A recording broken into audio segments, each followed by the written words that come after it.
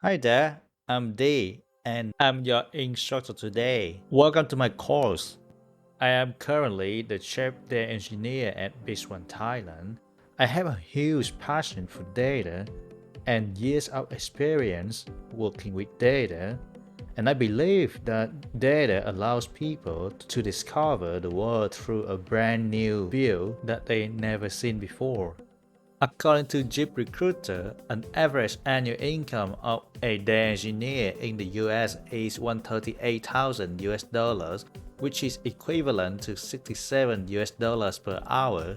Though this varies by experience and location, it is quite an attractive annual income, isn't it?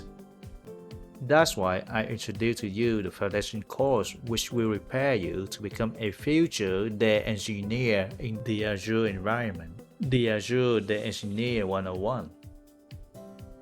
This course will be delivered through 2 hours of HD videos, which show you step by step to create Azure Data Services, data pipelines, and SQLDB objects.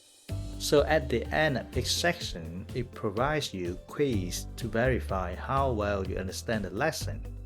Last but not least, valuable tricks and tips throughout my professional life will be presented as well.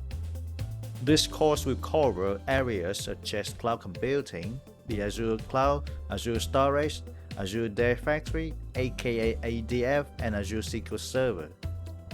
At the end of this course, you will be able to quickly compare cloud and on-premise computing, then you will understand why we need computing in the cloud.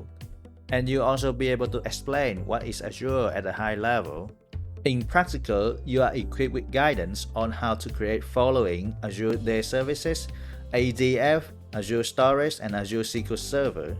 On top of that, you will create an ADF pipeline to ingest CSV file, store in an Azure Storage, and load it into an Azure SQLDB table.